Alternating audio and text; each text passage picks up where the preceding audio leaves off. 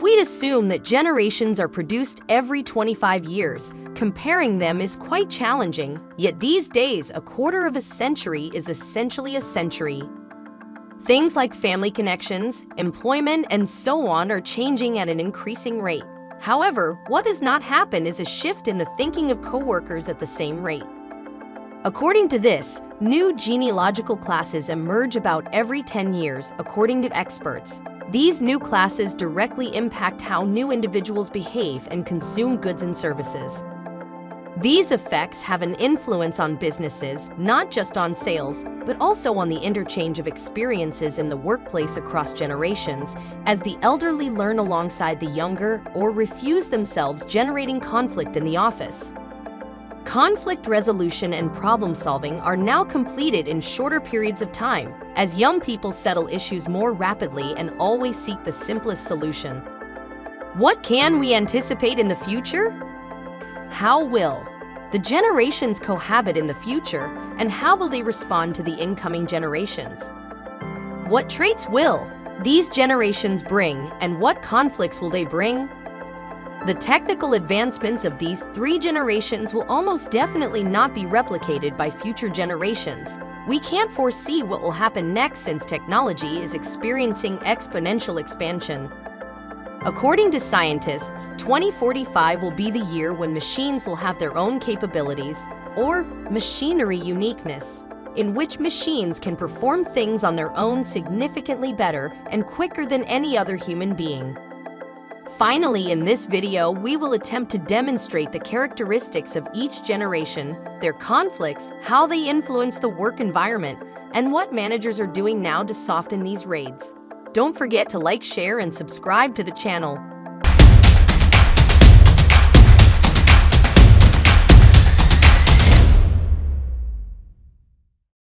The Generation X. The phrase Generation X refers to persons born during the baby boom, a period of a major rise in the birth rate after World War II.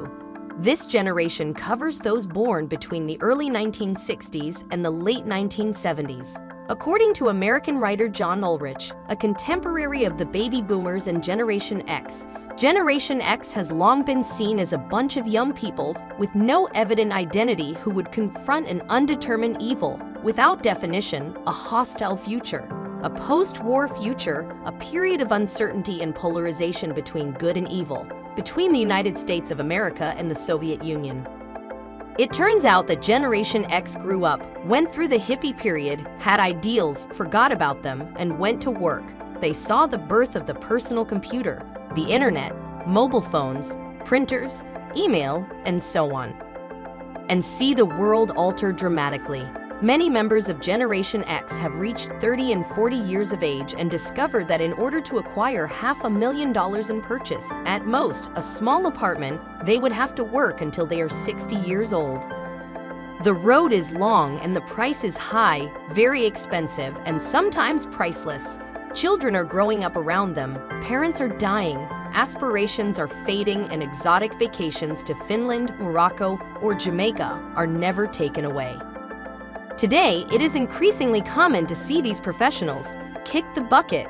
You can find several blogs and YouTube channels on the internet of professionals who have been very successful, with very good positions and consolidated careers for more than 10 years, in a large multinational, who have thrown everything away to paint pictures, study photography, gastronomy, and other things that make them happy.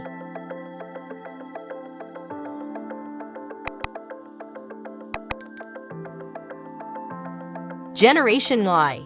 According to Afonso Borges' book, Social Target, those born in the late 1970s and early 1990s, known as Generation Y, made up around 20% of the world population in 2012. It was the generation that grew up in a period of rapid technological advancement and economic prosperity. Cable TV, video games, laptops, numerous forms of games, and other amenities were available to Generation Y children, which many of their parents did not have. If Generation X saw the beginning of the internet and technology, Generation Y was born when the internet had reached its full potential. They internalized it since they were children. According to academics that study generations, This generation grew up surrounded by amenities provided by their parents, who clearly desired to provide a better life for their children than they had.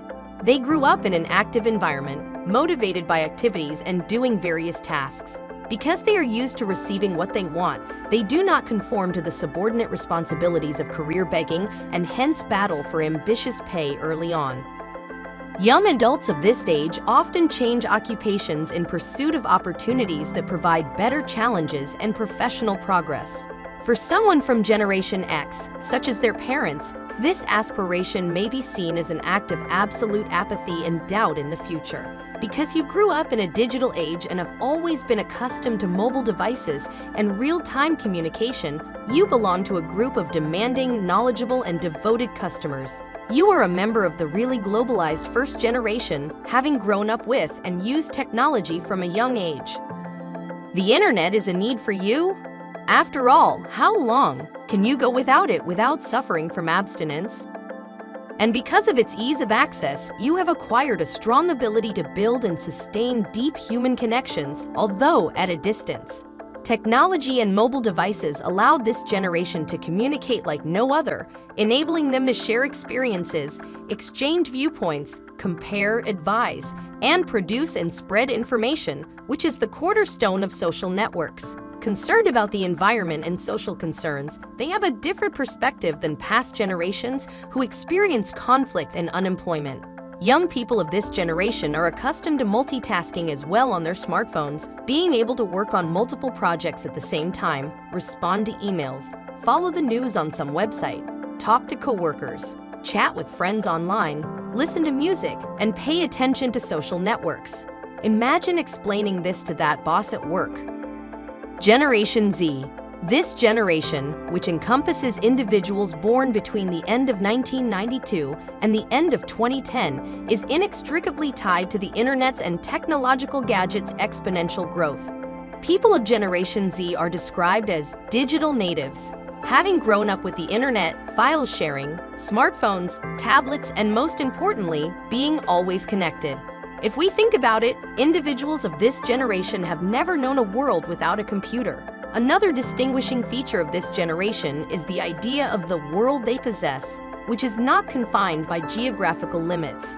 Globalization was not a value gained late in life at a high cost for them. They learned to cope with it when they were little. They are one step ahead of the older ones since they do not lack knowledge and are focused on adjusting to the changing times.